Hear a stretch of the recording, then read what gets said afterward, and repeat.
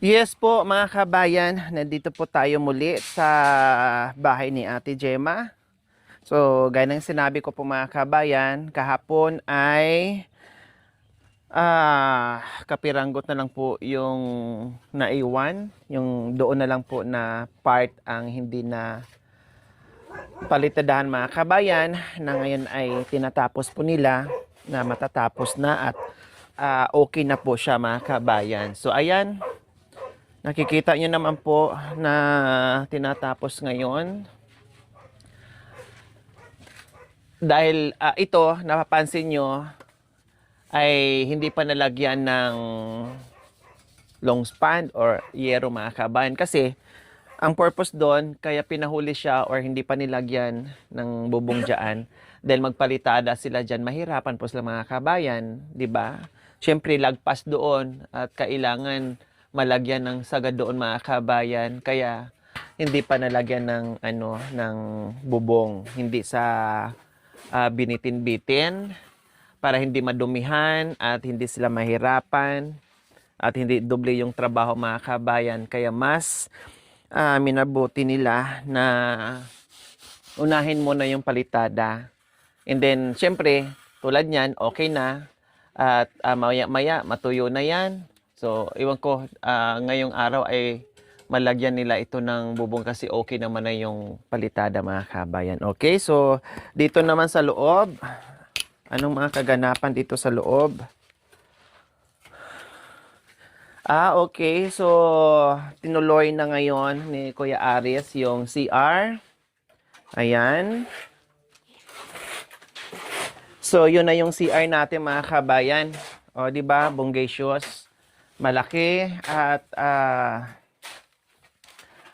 maganda yung gawa mga kabayan. Huling patong na yan, kuya, o isang patong pa? Ayan na. Mataas na po yan.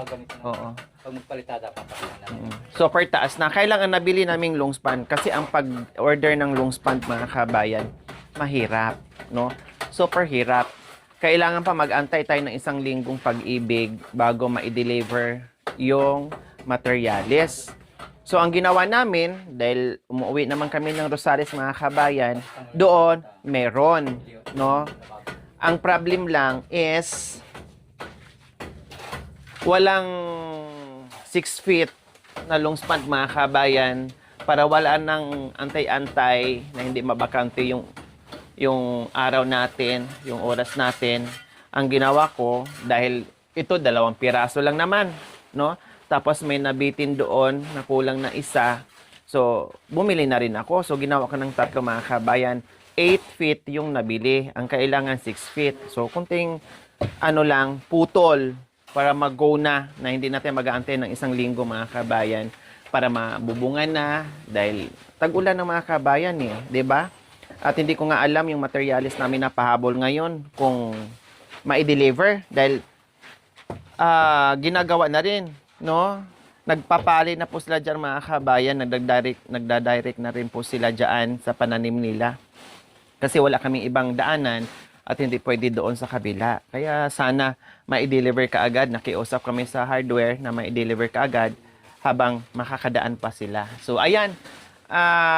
Patuyuin yan. Siyempre, patuyuin muna. Baka bukas mabubungan na nila yan. Kailangan mo nang patuyuin. Madali lang namang matuyo yan dahil super init. At ganyan na taas yan. Ayan, no. Okay na. Sobrang taas na po yung mga kabay. Maliliit lang naman sila. No, sa akin nga, kasi okay na yan. And then, mapatungan pa yan. Magkaroon pa ng trusses yan. And then, dugtong. Kaya lalo siyang tataas. So, ayan. Ang ano na lang natin dito is yung palitada sa magkabilaang kwarto. No, semento natin. Yan na lang ang natira. Pero meron tayong pinahabol na 15 lalabas din ako after lunch or before lunch para maasikaso ko yung ibang materyales. Ma-canvas ko para ma-update natin yung mga naka-specific na mga sponsors natin like sa Yero ay si Sir Artemio Vibora and Ma'am Porita Vibora from Toronto, Canada. And then si Ma'am Ma'am Jennifer Paraiso Igli from North Carolina, USA, no? Kung hindi ako nagkakamali. And then, may Bishi, Doc Ella Parag Nakagampan from California po mga kabayan. Dahil may kanya-kanya silang naka-specific. So, kailangan i-canvas ko. Ipag-pray natin na kayanin ng powers ng ating mga sponsors para mag-go natin, no? Pati yung bintana mga kabayan. So, kailangan ko talaga mamayang lumabas, alamin yung materials kung magkano abutin. So, ayun. Tuloy-tuloy tayo na dito sa kabila. Anong nangyari dito sa kabila? So, ito na rin. No, madali na lang po nila dito mga kabayan. Kasi sabi ko nga ni Kuya Aris, unahin mo na yung likuran. Kasi ito okay na. No, ang importante ay yung loob na lang ang problemahin natin. No, so ganyan po. And then, ito, yung hambas sa CR ay okay na rin. Nakaready na rin yung ating pintuan. Ayan. Ano nangyari dito, Kuya? Bakit napingas to? Tinanggal yung ano, yung guide. Kaya mapalitada din. Oo, maano naman yan. Ewan ko kasi merong mag-estimate dito mga kabayan si engineer daw para doon sa bintana. Pero wala pa naman. Recommended ni ni Ate Jenna, ni-refer sa atin yung kakilala ng engineer. Sabi ko, sige, kasi ang ginagawa ko mga kami, kung saan ako makamura, no, doon tayo. No, kasi sayang din yon. 1,000, pagkain din natin or merienda din natin, 'di ba? Sabi ko, sige po, pa-estimate natin kung kayanin natin at estimate ko rin sa iba para may option tayo, dalawa, kung sino yung medyo mababa, doon tayo kasi kailangan natin makasave mga kabayan. Kasi di natin alam, dahil marami pang pagagastusan, hindi natin alam mabitin tayo kundi kawawa yung bahay. 'Di ba? Kaya naghahanap ako kung saan makamura at makalist tayo. Malaking bagay po 'yon sa pagpapagawa natin.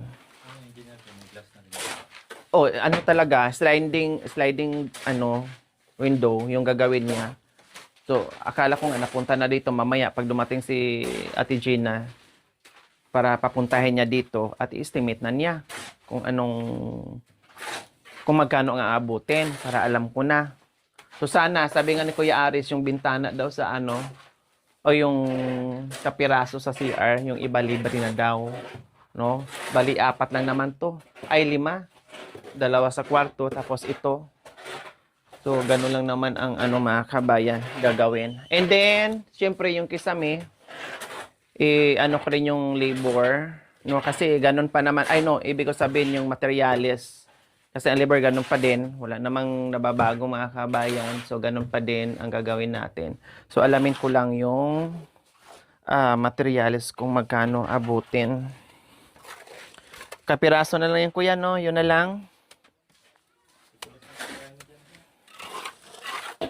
Pag natuyo yan bukas, magbubong na tayo. Isabay na yung CR. Kasi kapiraso lang naman na mag-trusses doon. Ito, salpa ka na lang sa yero, no?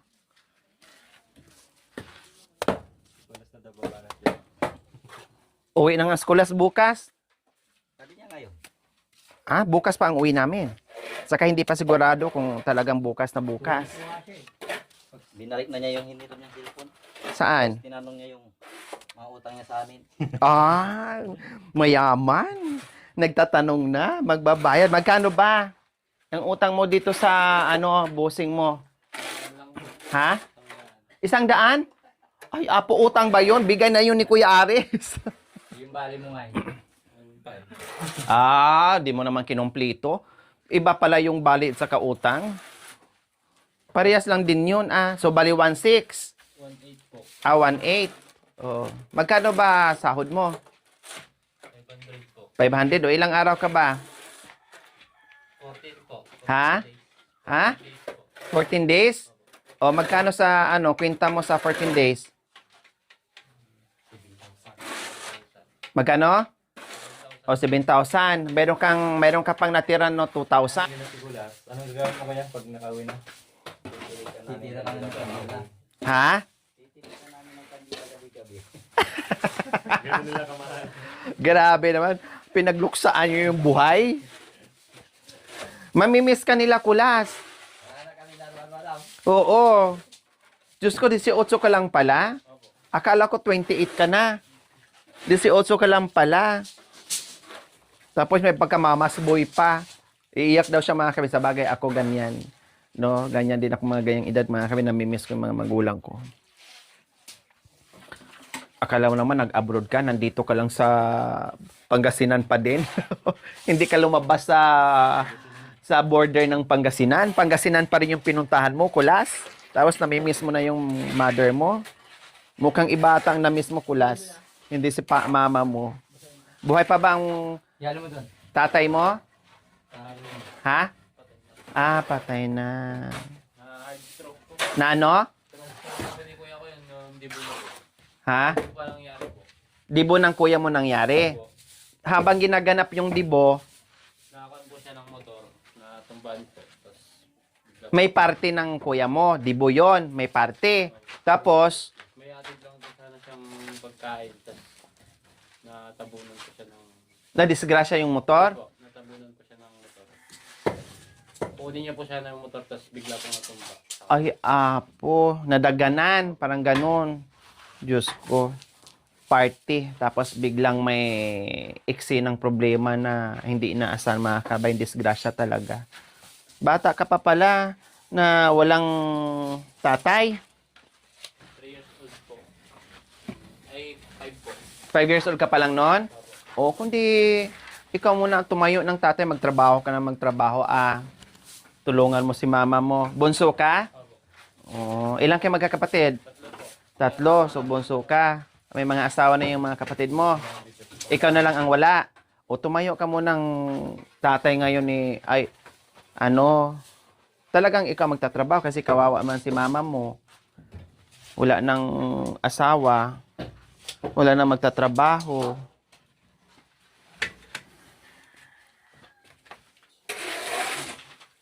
Kaya hanggang Sabado ka na lang tiisin mo muna. Ilang araw? Anong araw ba ngayon? Miyerkules. Oh. Miyerkules, Huwebes, Biyernes, Sabado. 3 araw na lang. Oh. Ako iyak ako.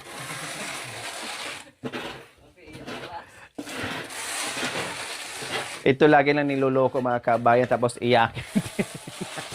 Siya kasi yung bunso dito sa sa kanila. Kagabi uminom ka? Ha? Konti lang. Naglasing niya, madam. Naglasing ka? Masama yung loob sa inyo. Ha? Masama ang loob mo sa akin? Kaya pala nakasimangot ka kanina na nakasalubong kita. Sabihin mo prangkahin mo ako, masama ba loob mo sa akin? Ha? Sabihin mo na, para palayasin na kita agad-agad. Madali akong kausap. Bakit anong sabi niya, kuya? Bakit masama ang loob niya sa akin? Iwan ako ni mama. Masama ng loob niya, maglarasing ako. Kaya pala, nung bago ako umalis, sumawak na ng Sa live, baso. Wala mo. gano'n nito. Ilo ko yung lababo. Hindi, baka bukas. Kung gusto mo. Yung Sabado, ayaw niya. Okay, sabi ko nga, Sabado ka na lang kasi sayang din yung 3 araw mo. Pandagdag mo rin yung doon bigay ng mama mo. Nakarating ka nga dito ng umabot ka nga ng ilang linggo. Doon na hindi mahirap yung trabaho, doon na rin siya, no? Oh, kaya nga, kung kailan na medyo easy na yung trabaho, saka ka pa kumalas. Kulas nga yun. Kaya nga, kulas ka talaga kasi kumalas. Talagang bagay na bagay sa yung kulas. Hindi, sayang din yun 1.5 din yung 3 araw. Oh. So, ayan po mga kabayan, inuumpisa na po nila yung Kasi wala na magwawalis dito last, oh. Siyempre, ikaw yung baby girl nila dito. Wala na magwawalis. Oh, ang galing mo pa naman magwalis. Oh, di ba? Bongga ka, day. Ang galing mo magwalis. O, ikaw naman, kumusta dong? Anong nagkuan-kuan man pud ka, nung naghilom-hilom man ka? Unsa man pud imong kuan? Ha? Unsa man pud imong ginunahuna? Ha? Wala. Wala? Nga nung nagkuan-kuan man, murang nalulay-luya man, bago ra na human, o saan man? Ha? Sigurado ka? Nag-away pa mo sa mga asawa? Ay, wala. Ay, sa mag-away-away kay. Dre mo. Saan para yasin sa Unya ra mag-away-away kung kuan na, nadato na.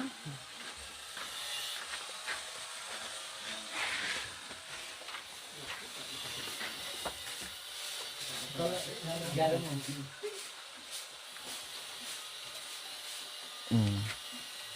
Yan si Kulas mga kabayan. No, all around yan siya.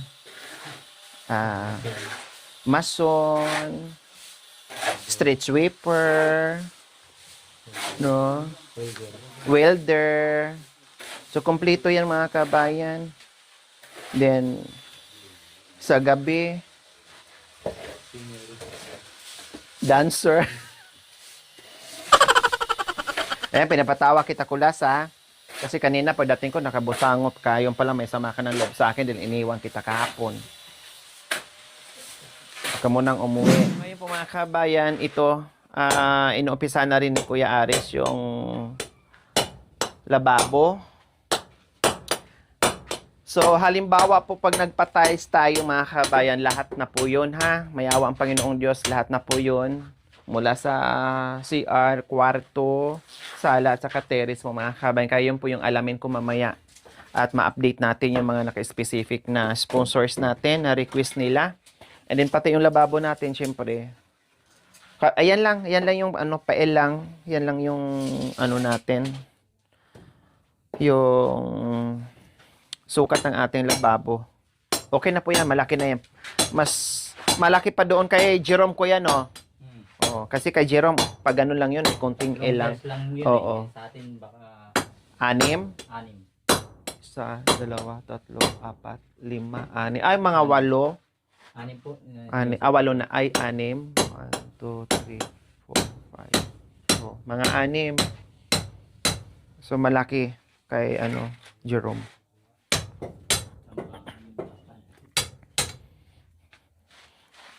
Kung saan man nagsilip-silip, mahirap ang mapriso dong.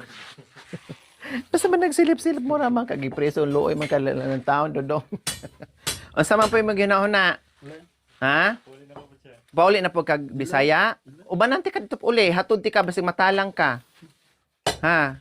Kung saan nagmahay ka? O saan man? Wala? Kung saan may tawag papa? Kung saan may problema? Ay, nako, ito mga karpintero, kung mga kabay, may kanyang-kanyang mungkahi sa buhay. Buti pa si Adan, walang problema. Nag-aantay lang si Iba. Oh. Hanggang Sabado na lang po ako. Hanggang Sabado ka na lang? Mag-enroll na po ako. Ay, mag-aaral ka pala, no? Anong grade ka? First year po. First year college? Aba, very good. Mag-aaral si Adan. Anong kurso? Anong kukunin mo? Siyempre, pera papa mo. Ha, tamang-tama pala itong trabaho mo. Meron ka ng pa-enroll. Ano bang kurso kinukuha mo? Ha? Anong? Ha? Dam, PMA. Mag-PMA ka. Wow. Pag-graduate, may ano ka agad. Tingnan muna anak. PMA daw, pahinga muna anak. Saan ka mag-aaral? Urdaneta? Ha? Santa Maria. Sa bagay, mas malapit isang sakay lang pag Santa Maria. Anong gusto mo ang kunin? Wala pa. Ha? Wala po. O dapat meron ka nang iniisip kasi mag-i-enroll ka na. Di mo alam, bigla na lang. Tapos, ang kunin mong kurso, tagay pa to. Tagayan pala. Dapat alamin mo na para alam mo yung kurso mo. Aba, may kolehiyo ka na pala, Kuya Aris. Doble kayod ka ngayon. Hindi biro ang mayroong kolehiyo, ha? Kung iniinda yung pag-high school, ay lalo na kung merong kang college. Oh, marami ng ano. Ikaw naman, Joshua, naka-high school ka din? Hindi? Bakit? Bakit? Ha? Nalulong sa barkada, grabe. Akala ko nalulong sa bisyo. Nalulong sa barkada pala. Oh. Hanggang ansang grade ka na human? High school? Grade 8. Sayang, duha na lang ano? Oday. Nalulong sa barkada, napunta sa asawa. O eskwela, balik, sayang. Hindi pa mga Kapoy? tapak na high school. Ayan na niya mag-aral kasi ang ending ganito naman din daw. Ay,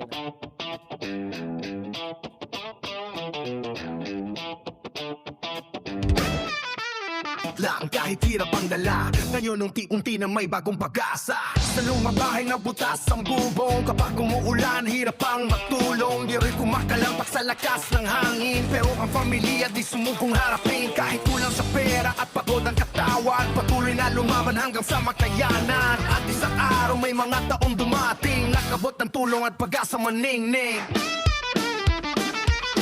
Maraming salamat sa mga tumulong sa pag-arap namin halos mabuwag noon. Ngayon ang bahay ay muli nagsisimulan, kasama ang dasal at pagmamahalan yon. Mula sa wasak na halos matubang, ngayon ay unti-unti nang bumabangon sila. Hindi man madali ang bawat dinaanan, pero may pag-asa sa bawat tulungan. Yo, dating tagilid, halos wala ng sandalan. Ngayon may liwanag sa bagong tahanan. Mga taong may pusilak na puso, kayo ang dahilan bakit may bagong yugto. Hindi nasugat sa yaman ang pagtulong, kundi sa pusong handang mong malalay na yun. Bawat hollow blocks, bawat pawis at oras, may dalang pag-ibig na di matutumbasan. Habang hindi nataas ang bagong dingding, kasabay ni Pagpangarap na nagigising. Mga luha noon ay mapapalitan ng mga ngiti sa bagong tahanan. Maraming salamat sa mga tumulong, sa pamilya ay muling bumabangon. Ang bahay na noon ay halos mawala, ngayon ay dakanan na puno ng pag-asa. Diyos ang gabay sa bawat hakbang, ang kayong lahat ay di malilimutan. Sa bawat pako at bawat pundasyon, nandito ang pagmamahal at inspirasyon.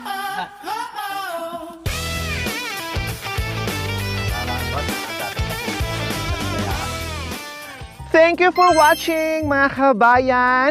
Don't forget, like, share, and subscribe. And please, click the notification bell para updated po kayo sa ating mga videos. Thank you! Bye!